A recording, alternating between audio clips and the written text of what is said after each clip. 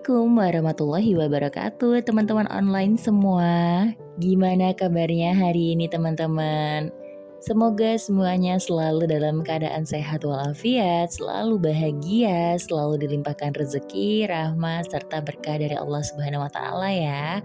Amin. Gak terasa ya teman-teman, kita sudah berganti bulan dan bulan ini adalah bulan penghujung akhir ya teman-teman.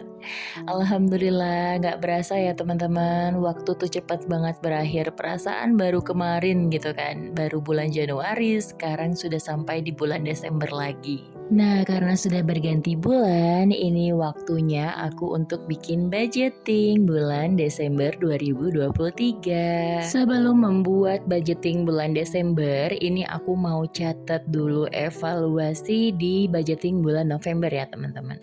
Di sini alhamdulillah aku ada uang sisa. Ada sisanya di belanja mingguan ya teman-teman. Nah, ini aku mau tulis dulu ya teman-teman. Sisa budgeting bulan November 2023. Walaupun memang gak terlalu banyak, tapi bener-bener aku alhamdulillah banget deh ada sisanya. Karena kan biasanya di bulan-bulan sebelumnya itu selalu habis ya teman-teman. Nah, sisa budgeting bulan November 2023 adalah Rp14.000 teman-teman. Pokoknya alhamdulillah aja, dan aku berniat ingin aku tabung sisa-sisa dari budgeting bulanan ya teman-teman. Di sini pos yang masih bersisa adalah di belanja mingguan, minggu kedua senominal Rp5.000 dan minggu keempat senominal Rp9.000. Alhamdulillah ya.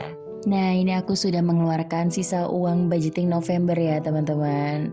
Nah, kalian bisa lihat ini untuk semua pos sudah kosong ya teman-teman. Untuk sisa budgeting ini nantinya akan aku masukkan ke saving challenge ya teman-teman. Karena aku berencana ingin memulai menabung walaupun dari receh-receh sisa budgeting bulanan. Untuk yang bertanya-tanya kenapa tidak diadakan budget untuk saving?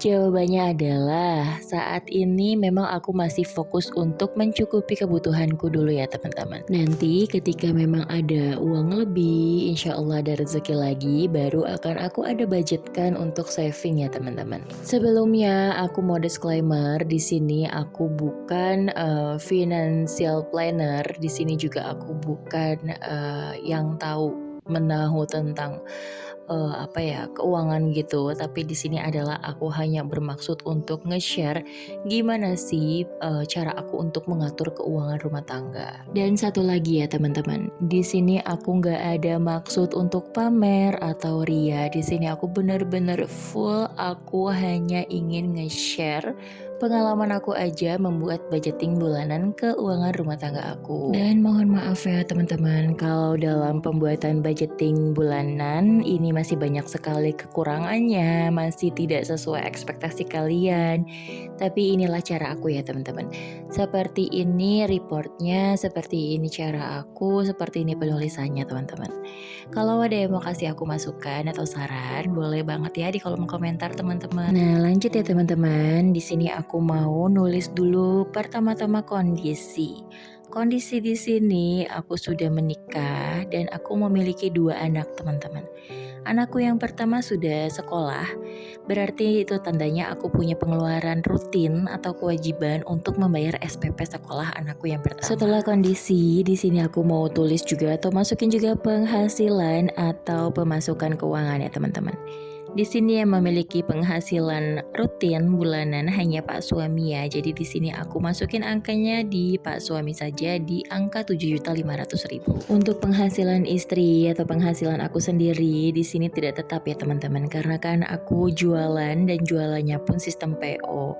Jadi kalau misalnya aku nggak open PO ya berarti nggak ada pemasukan gitu kan. Jadi di sini aku belum tulis ya teman-teman karena masih tentatif untuk nominalnya. Nah, sebenarnya tuh hasil jualan aku itu untuk pengeluaran tak terduga juga ya teman-teman selama ini. Jadi kalau yang bertanya-tanya kalau misalnya anaknya sakit gimana gitu, kalau misalnya ada pengeluaran tak terduga gimana, ya memang sebenarnya aku putar-putarnya dari budgeting yang masih ada sisa sih teman-teman. Tapi kalau aku lagi ada open PO ya aku putar juga dari hasil open PO aku teman-teman. Nah, untuk kedepannya ini berencana sih teman-teman, tapi semoga tidak ada halangan Untuk hasil aku jualan, aku ingin masukkan ke saving challenge walaupun memang nggak besar ya teman-teman.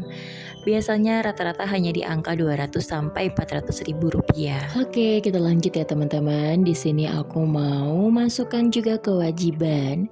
Setelah kondisi ada penghasilan, setelah penghasilan ada kewajiban ya teman-teman. Di sini kewajiban itu ada sedekah, ada listrik, KPR, SPP, KK, dan WiFi ya teman-teman. Pengeluaran terbesar aku masih sama dengan bulan-bulan yang sebelumnya ya teman-teman, ada di KPR. Di kewajiban KPR ini adalah pengeluaran yang lebih dari 50% dalam keuangan aku.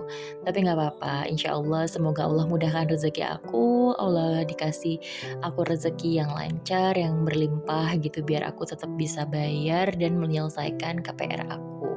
Semoga teman-teman semua juga yang masih ada tanggungan hutang, kewajiban, KPR, semoga dikasih rezeki yang lebih, dilancarkan usahanya, dilancarkan rezekinya biar bisa untuk segera melunasi ya.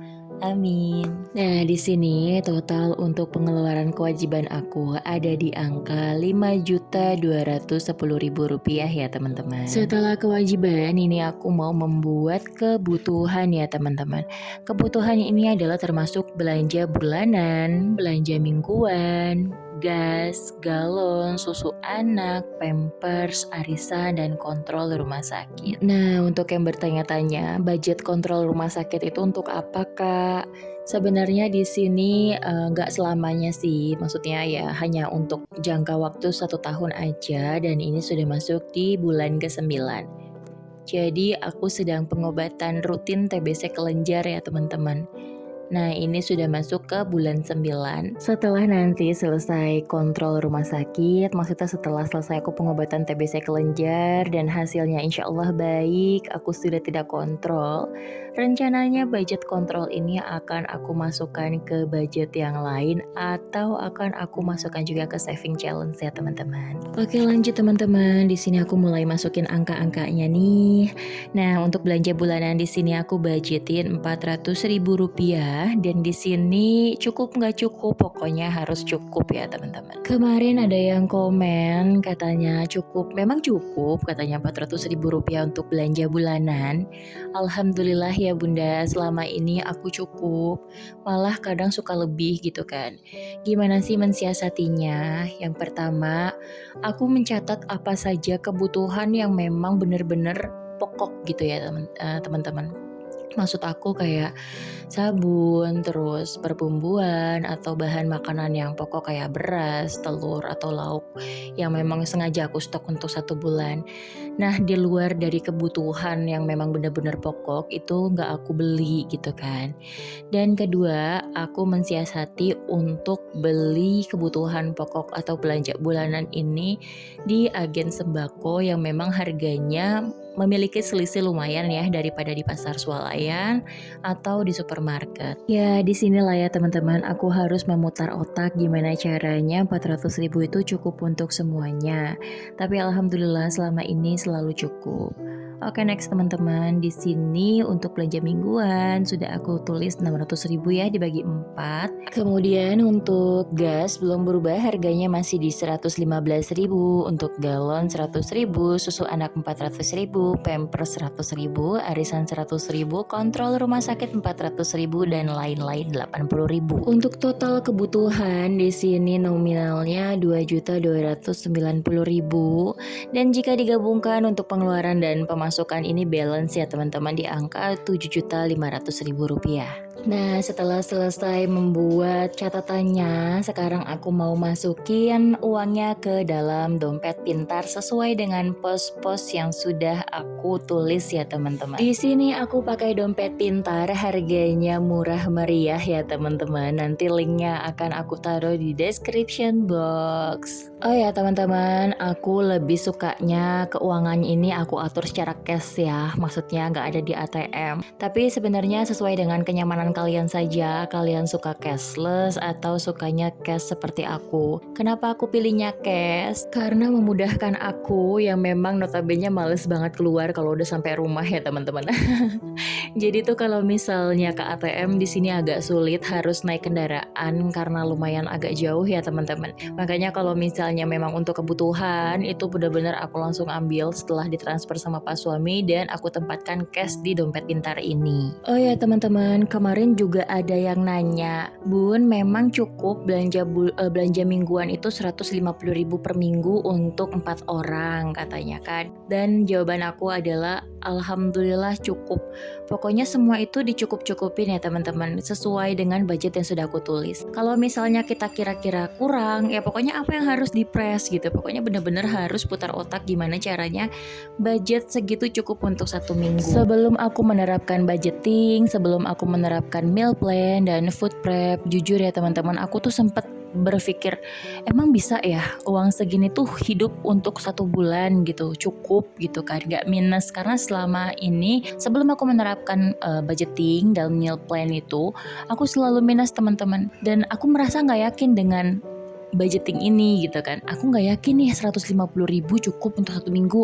Aku gak yakin nih belanja bulanan 400.000 cukup gitu kan. Tapi ya bismillah aku coba dan aku press dulu kan sebelum aku keluar belanja. Itu aku tulis dulu apa saja yang mau aku beli. Dan benar banget itu sesuai dengan budget yang sudah aku tentukan. Intinya tuh dengan kita budgeting dan membuat catatan setiap kita mau belanja sayur atau belanja bulanan, itu akan mengontrol keuangan kita ya teman-teman.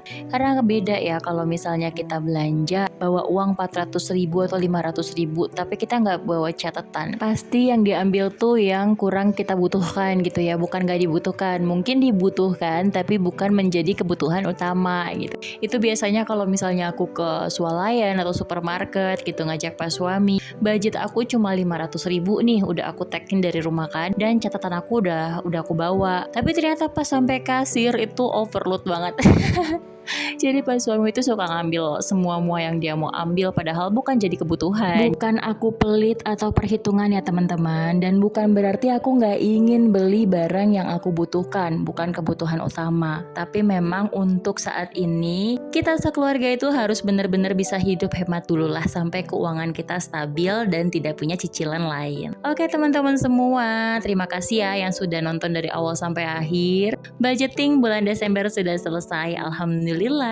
Oke, terima kasih yang sudah menonton. Wassalamualaikum warahmatullahi wabarakatuh.